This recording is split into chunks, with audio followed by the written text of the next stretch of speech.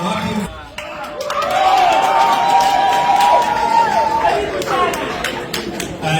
before I sit, I would like to a special recognition for our brother Walter Nyambane, who is with us here, and of course the teams that have come from across the US and Africa to come and support us.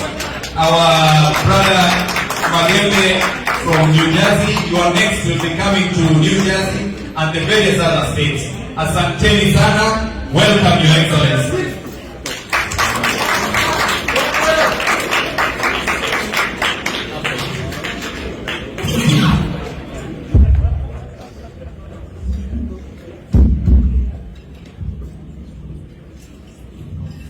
Good evening. I hope it works. Tafadhali tuketi, asante sana. I was told a long time ago that the microphone is the most important tool of a politician. So if it doesn't work for you, it means your career has not begun. So I hope my career begins by this microphone working.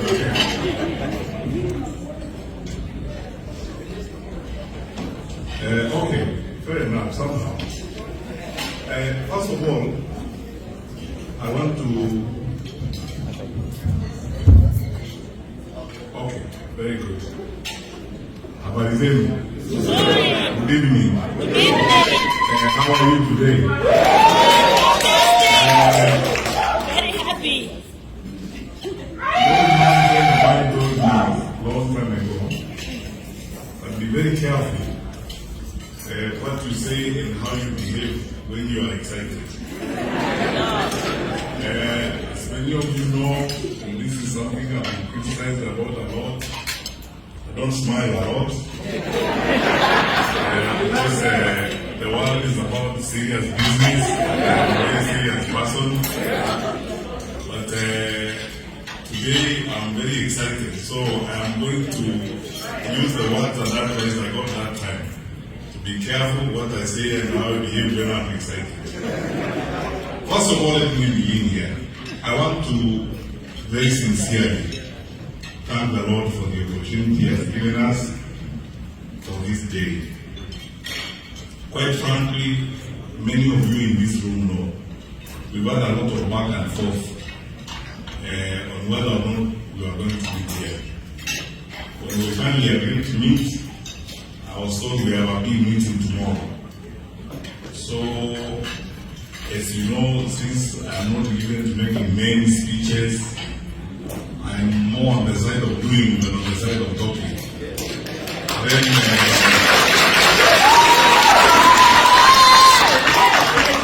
I asked my brothers and friends, so what do you want me to do on Saturday evening? They said, no, on Saturday evening we're just going to have dinner. I welcome you to Minnesota. We're going to meet us in our usual home nature, and then from there we'll meet for a meeting the following day.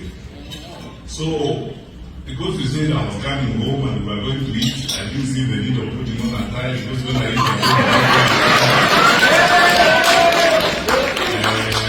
I almost arrived in slippers, because I was saying, you said we are just going to eat, and I don't have to dress in a manner that is reveling good. So then you just arrive, you manage yourself. But anyway, here I am. I want to thank all of you, the organizers of this meeting, my brother Makori and the team, our national team that is here, that is coordinating us in the diaspora, my brother Maura and your wonderful wife, Dr. Weche, brother Opande, and all of you wonderful people in the national team. I was trying to count the number of professors in this room. Then I again lost count. I never sat, after when I taught at the University of Nairobi, I never sat in one audience with the number of professors such as are in this room tonight. No wonderful people, all of you were educated. You know, Dr. Lina, I wish your speech was the last one, because you said everything and then we go after that. Dr. Karanja, thank you so much indeed for the effort that you have made to be here. Your worship, the mayor,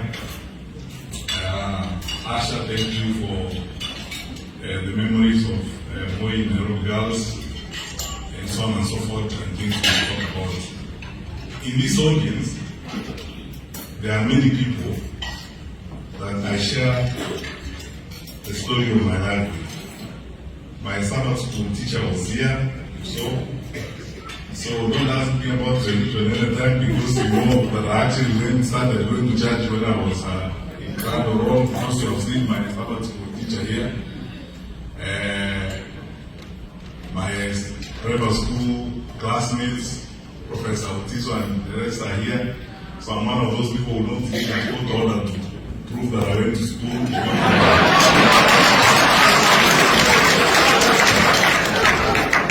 You know, when we started messing up with the education system in our country, the day you see people going to court for a judge to confirm that they went to school, you know we have a problem. Because some of them have been in a school where there's no lecturers and classmates, you don't have a teacher, you don't have any people.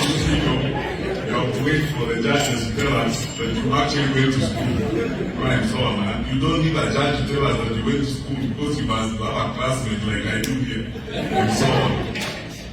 So, wonderful people, many of you, some of you I grew up with in the village. We have been together since the days we were learning how to wear shoes properly, and how to wear our shorts properly, and so on. I've known some of you, we have known each other for a very long time.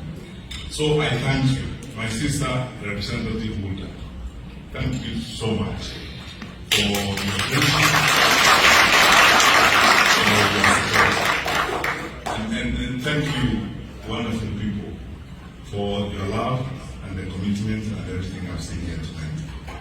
I saw Professor Bianco Man. Oh yeah, there he is.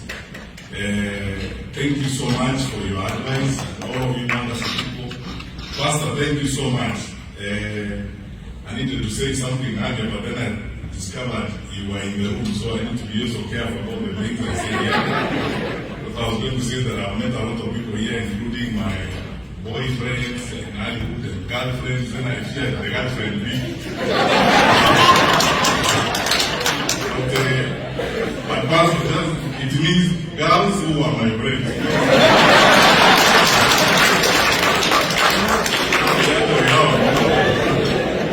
English has a problem. Because he was speaking Swahili, would say, Wapensi, while I was trying about to come and like, now English doesn't have that. So, Pastor, you don't have a problem, and you know, by the way, because I'm going back home out of this trip, I don't want to go back to the doghouse, because there's someone who might go through the doghouse that don't clarify that bit about girlfriends. But anyway, Pastor, you will not need the church board. There are girls who are my friends. And so on. So, thank you so much, wonderful people. So, because we are meeting tonight, just while I'm here and get to say hi to each other, I will not be long, and I will not speak much, because I know we have tomorrow. But allow me to start here. And Steve, this will be partly answering your questions. I have been debating a lot recently, and you people will need to understand this. I know you will, but if I speak to you very politely and slowly about this, I know you will begin to understand this.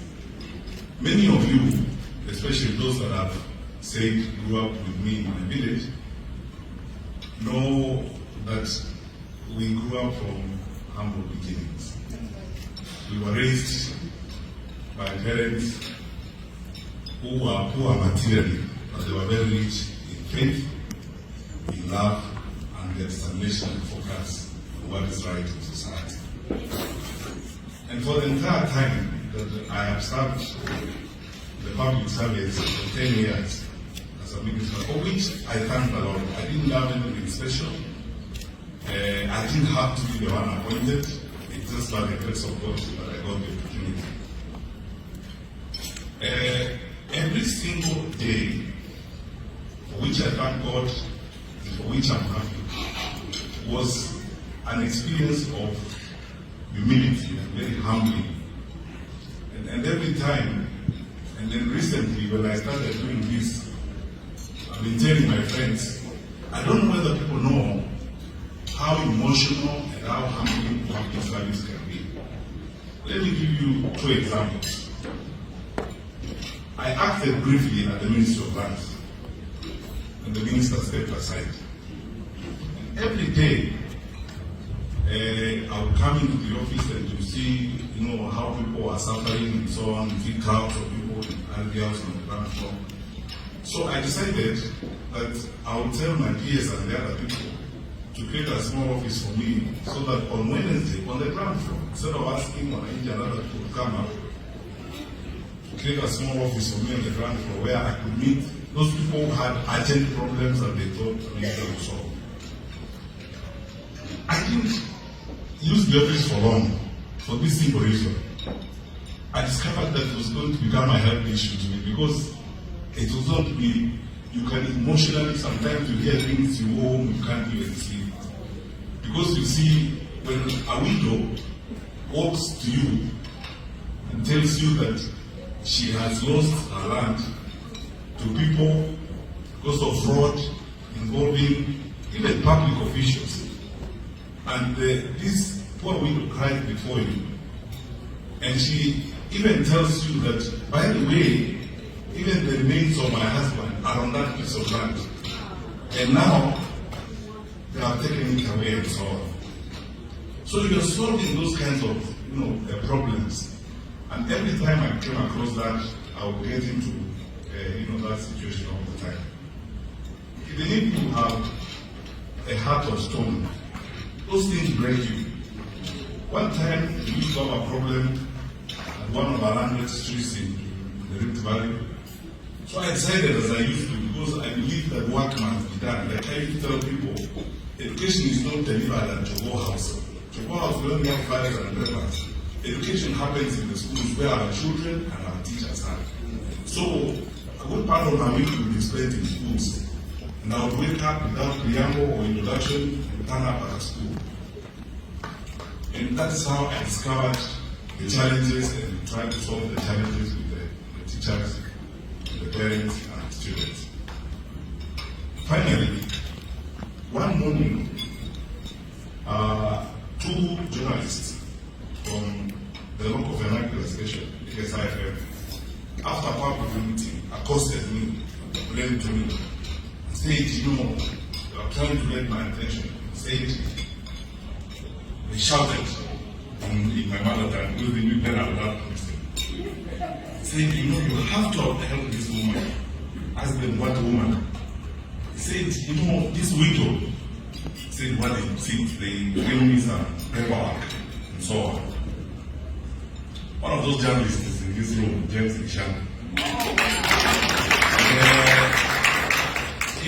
For you guys, and then this story I'm going to tell you will tell you the trip of the journey that we are beginning. It will tell you the character of what we are trying to do.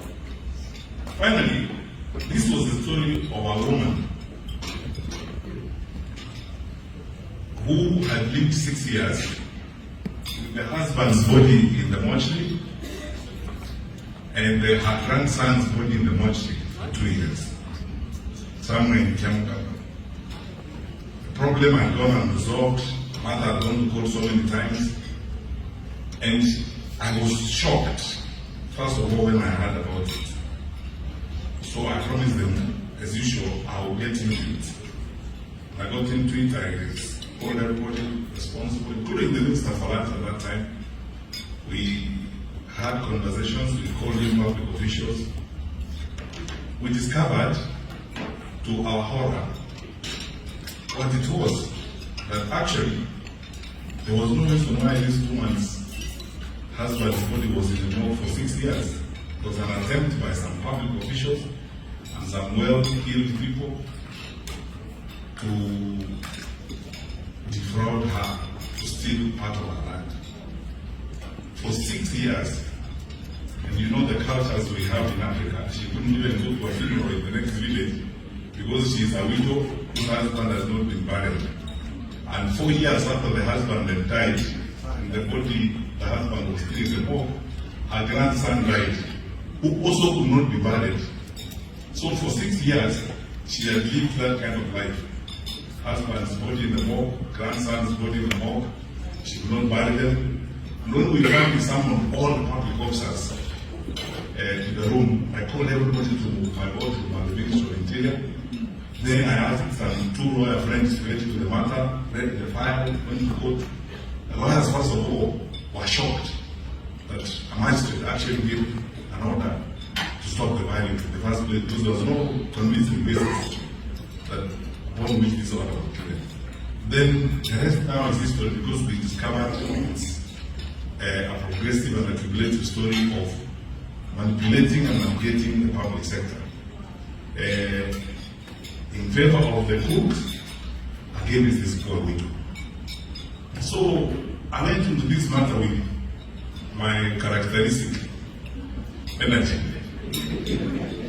and insisted that we bury the dead husband, we bury the grandchild, and I mobilized members of the public and professionals from my district to build a brick house for this woman and a brick house for her son. And to make sure that people don't repeat this kind of nonsense again, I flew there again with the Minister of Lands to that home to show the village that this is not the way people are supposed to live. Why am I telling you this? I'm telling you because still, public service for me is actually an endless journey of eternal humility. It's service to the people. I honestly believe in it, and I believe it from the bottom of my heart. There isn't a single day I was in public life that I didn't wake up thinking about the impact or the effect of what we are doing on the people that we are leading. So, fast forward to this moment now, and I'll speak some more about this tomorrow when we meet. My brothers and sisters, I thank all of you because I can see you here are gathered as Kenyans. And by the way, as Honorable Anthony Kibageni said, I come here with greetings from the Honorable Rigathi Gachagua,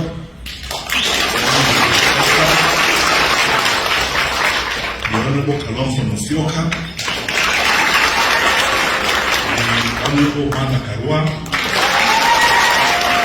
my brother Eugene Wamalo.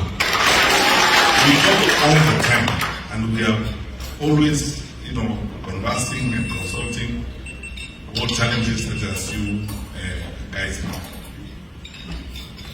Why is it different now than it has been before? It's different now because our country is facing very unique challenges. Therefore, I have resolved myself, and I think this is the first invitation I'll make of you, that if we are going to make a difference, first in our individual lives, in our communities' lives, and in the lives of the nation, we must first of all be truthful people. Let's be honest. And face the challenges we are dealing with honesty and sincerity. In 2022, I was invited by Bishop Sabit to attend a meeting of the Anglican clergy in Nairobi. We were preparing for elections. And I went there and there was a gathering like this, all wonderful people from the Anglican church, clergy. And I actually promised him that time that because he was going to ask us questions about how we were preparing for elections, yes, by executive order number 1 of 2019, President Kenyatta had appointed me to coordinate government affairs. I will have turned up at that meeting with the Inspector General of Police, with the Attorney General, with my colleague who was in charge of ICT, the Honorable Joseph Michel. We spent the afternoon with the clergy at that time. Then they fielded question after question, including about, we're being promised these things, Amapoma will get X billions, Boda will give you, I don't know how many hundred billions, I don't know who everybody. Then the the clerk asked me, how come you people are not spending money like that? The process. I told him, look, there's one thing I will not do. And by the way, I want to tell you this tonight, because when we are seated in meetings like this, we should never forget that we're in the presence of God.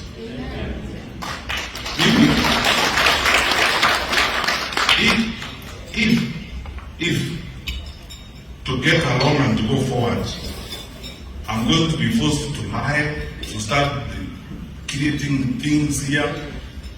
Look, I want to be very honest with you. I would rather not get that job. I'm not interested in lying to people, having corners and abusing people's trust, as it were. I told the clergy who are listening to me that time, those are the videos you have been seeing doing rounds around. Those of you have been cheated, this is a lie. And after the COVID pandemic, now we have a pandemic of lies because of the elections. Outbreak of lies. You know, everybody, people are just moving around the country lying, telling you things they think you need to hear. Now, we are about to start that pandemic of lies season 2 in Kenya. You see people flying around the country, talking about empowerment, you know, planes flying here, flying there. Every Friday they are busy. 8 choppers there, 9 choppers there, flying around. My brothers and sisters, don't you ever be bamboozled and lied to by those types of things you're seeing. Our country has got serious challenges.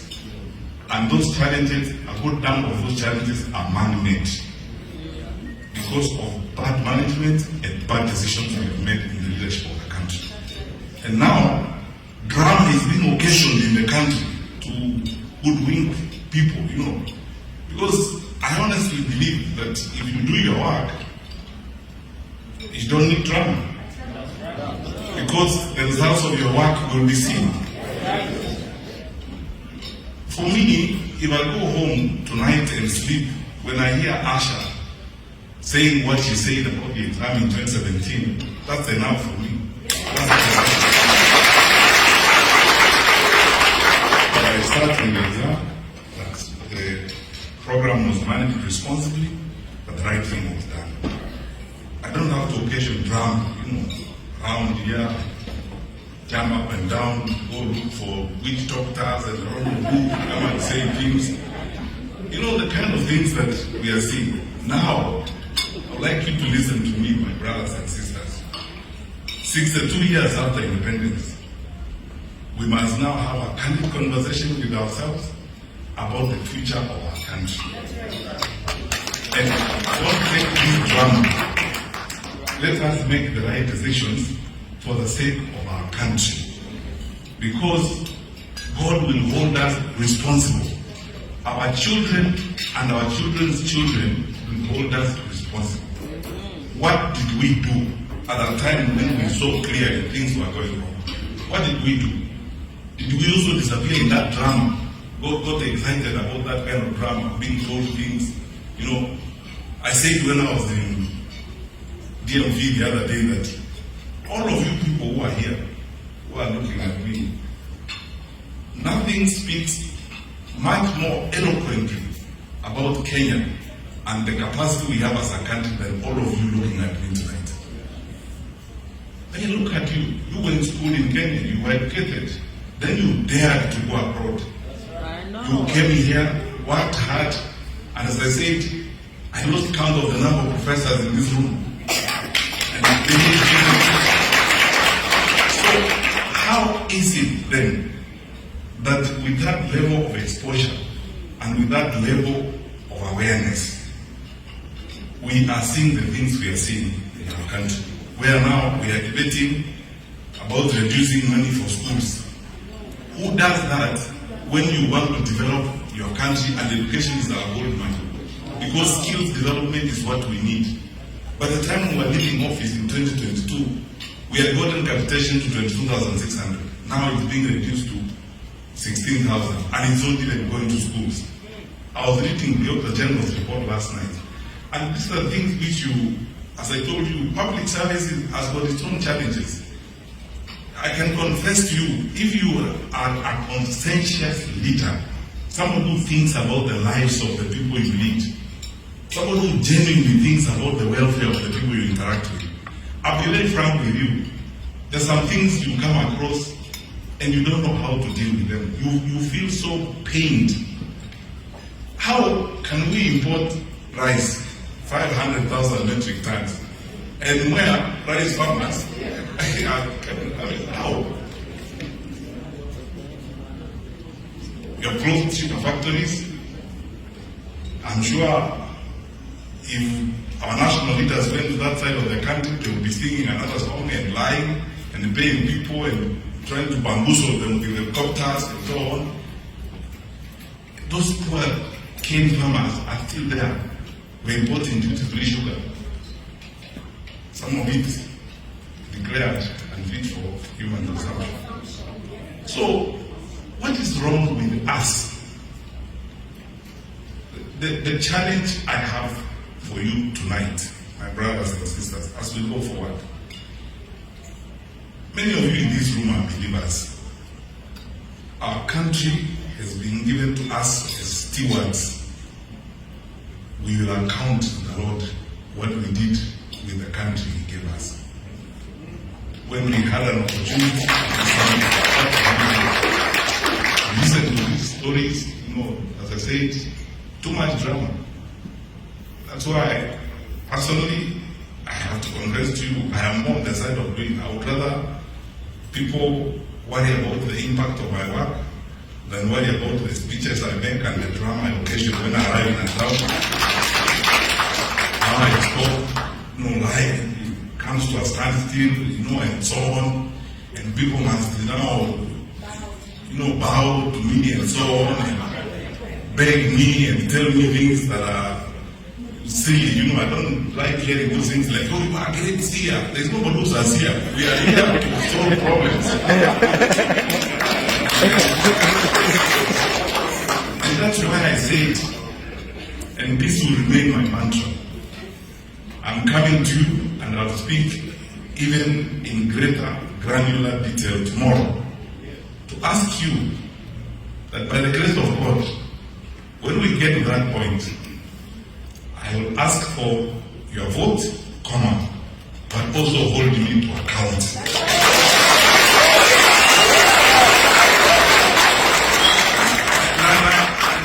And when you have given me your vote, msiniletee nyimbo kuniimbia msiniletee wimbo kuja muniulize maswali. I want to work. Mimi ni kazi ninauliza. Aniki muniulize maswali. So that then we go forward. So, my dear friends, I won't tire you because we have a date tomorrow and our time is quite spent. As you leave this room and go home, that's to meet tomorrow, and as you meet fellow Kenyans, those you talk to here and those you speak to at home, think about this. The people who have developed their countries, all these things we admire, my dear sister Lina, the systems work here, I agree with you. These people are not from us. They're human beings that just agreed to get stuff done, to get your work done. So, they're not from us. Just they know 2 and 2 is 4. That's all. They will not import rice when the rice farmers have got rice in their stores. They know our low level of political accountability is worrying. And look, as one politician in this country said, don't agonize, organize. So, let's not agonize. Let's not spend all our time describing our problems. Let's spend a lot of it looking for solutions and organizing ourselves on how we are going to move forward. I never end any remarks these days without saying this. Like you, I have incredible faith in my country. There is nothing wrong with Kenya.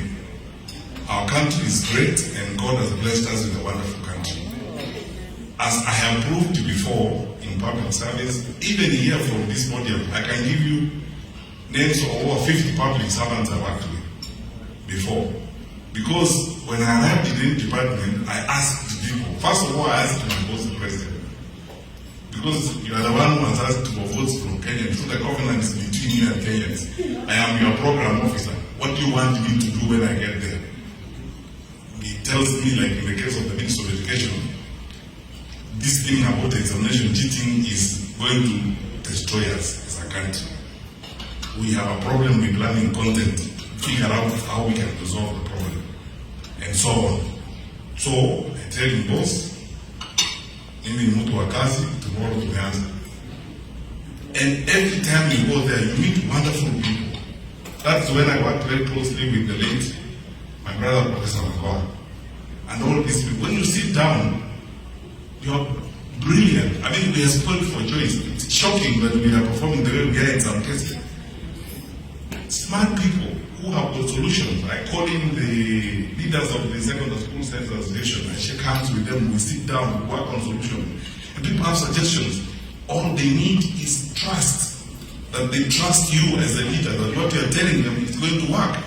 That you don't tell them today, and change tomorrow, or alternatively, you tell them we are running a free system that is working, but you are the one receiving bribes at night. It doesn't work that way. Because you have to walk the talk, live your word, and nothing beats exemplary leadership. Because people will believe your actions more than they will believe your words.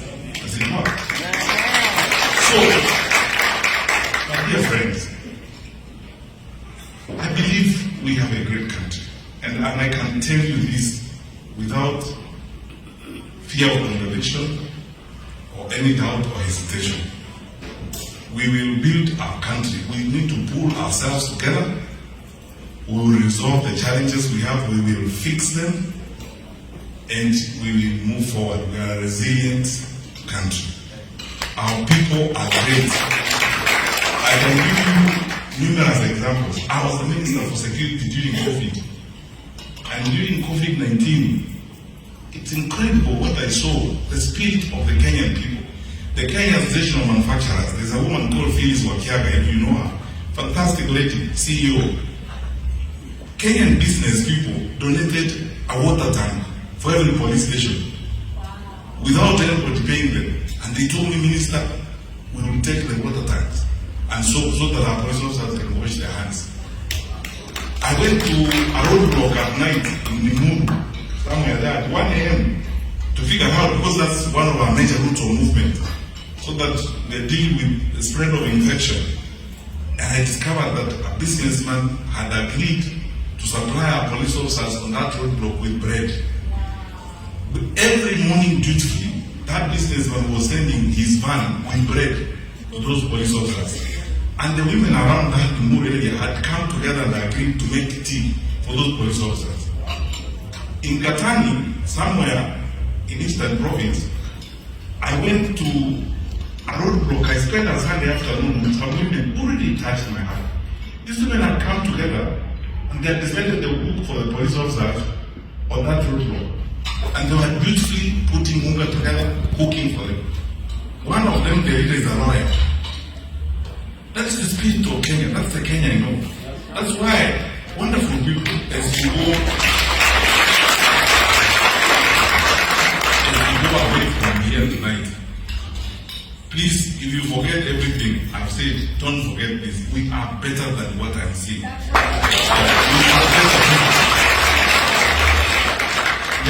We have better people than the management I'm seeing of our country. Where thugs carrying weapons are moving side by side with uniformed police officers. We are better people than that. We are a better country. In fact, for us, 62 years after independence, we are a better and decent country. Those are things that are not descriptive of Kenya. Kenya is better than that. And make no mistake, that is not our destiny. That very lowly behavior, that very crazy conduct doesn't speak about Kenya. It's just a group of individuals who believe that they would hold on to power through crude mechanisms like those. But we are majority and we are better people. We will say no. We will say and move forward and build a strong country. We are better off together. So let's pull together and work as Kenyans. We enjoy being together one with another. I mean, I love all these guys who are seated here for the several hours I've spent here with Dr. Karanja, for example. I've learned a lot. We've even skimmed a number of things. I have learned a lot from Maura since we started working together and his wife, Dr. Weche, about how we need to now reorganize ourselves, our ideas and messaging and working together. There are so many people in this country. I was the other day talking with Professor Ogola and so on, who have got brilliant ideas on what we can do about our country. A while ago, last week, I was having breakfast with some friends of mine, like Ahmed Ali and so on. Serious guys and saying, scheming how we can campaign for one of us Kenyans to get a senior job somewhere in some international organization here. You see, that is who we are. That is who we are as a people. You know, we look out for each other. We are together, and we should never, ever, ever accept to be divided, because bad leaders thrive when people are divided. So that they tell you, you know, this is in your Kikuyu, that primitive life of saying, oh, sasa hawa ndio kabila hii nataka kusumbua serikali. Hakuna mtu anataka kusumbua serikali. Shida yenu and your weaknesses and your incompetence ndio inasumbua serikali. And that one has not tried. Because incompetence is incompetent. Incompetence has no tribe. You can't say what's the tribal background of incompetence? It's incompetent. What's the tribal background of criminal conduct? That is it. There's no tribal background. You can't say, oh, sasa unajua ni hawa Somali. There is no group who do things that way. 62 years after independence. We are one country and we're going to be one country. And my brothers and sisters, let me tell you this. We must say no to those types of things and move forward by faith, armed with the commitment that we must have to our beloved country. And know this always, that as long as we are standing on the truth, and as long as we are moving in the direction of putting our people together and minding the welfare of our country, we will be traveling the direction of God. And that way, we will succeed. So, we will meet more. And when we meet, we'll discuss some more. Keep encouraging you, my brothers and sisters, also of you are in the diaspora. If this was a sermon tonight, I would entitle it Beyond Remittance. Let's stop talking about remittance. You remit, you are bringing money. We can't love your money and hate your ideas. So, I am one of those advocates, and I have discussed this with my colleagues, Regate Gashagwa, and Honorable Kalonzo Musyoka, and Mother Kalu, and the others. If the petition, because last time when we were in DMV, we agreed with Akina Maura and the others, that our petition is going to come from the diaspora to the IBC to increase the polling stations in the US from 3 to 3.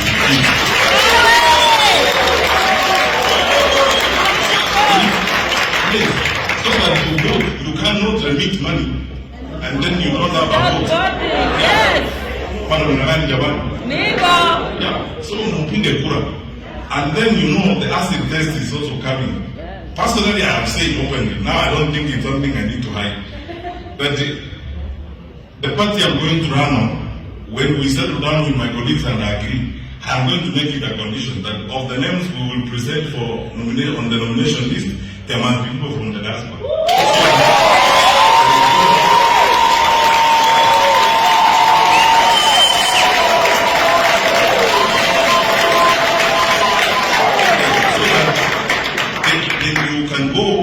To where these decisions are made. Because you see, mtu hawezi kukuambia leta tu pesa mimi najua vile hapo wanaona baadaye hapana.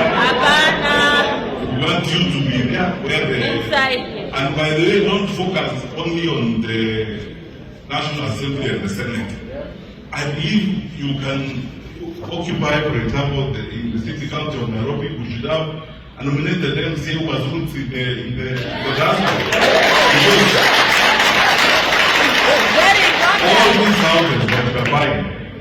All these houses that we are buying, you are buying them where? They are not in air, you are buying them in Nairobi. And all these, these houses, you people are putting money, you are buying them in Nairobi. So somebody should sit there when the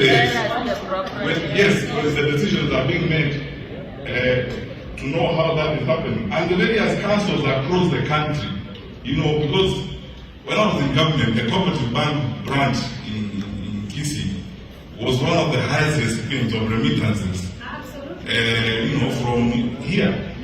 So you should actually have a nominee in that council assembly to see how the resources are spent. So don't just send the money. Now also send your voice and your vote and participate. And thirdly, your people have got good linkages with leaders in this country. The representative is here, and some of you can talk to the governors in this country and the senators. My dream is, the way I've seen other countries are ratcheting up their costs, you too should ask questions of the representative institutions of this country. Because diplomatic relations are between people and people. The leaders only chaperone those diplomatic relations.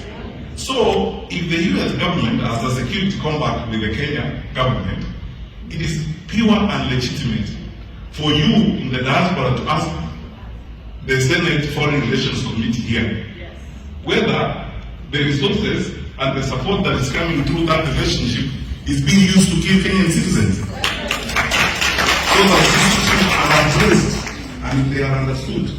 So that we don't always be unajua kuwa waangwana bila kuuliza swali haiwezi kutusaidia sisi kama namna gani?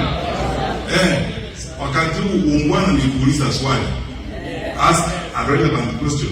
Hiyo ndio kuwa muungwana. Muungwana si kukaa hapa tu na kuendelea hapana. Kuendelea sasa lazima kuuliza maswali. Sasa mimi nawaomba tafadhali. Think about these things as you organize yourselves. Participate in the affairs of your country now beyond remittances. And ask the questions that you want. And then you, by the time a guy hits Machakos and gets here to even know where the Senate Foreign Relations Committee sits, I mean, you guys know already. You can just put together a petition, go to the senator, and let this matter go there and ask the question, what is going on in my country? You have a relationship. Where is this resources going? You are giving. You know what is happening with them. That is how you help your brothers and sisters back home as we go forward. So my feeling is that now we focus on the future and we remain focused on improving our lives. So my brothers and sisters, do not lose hope.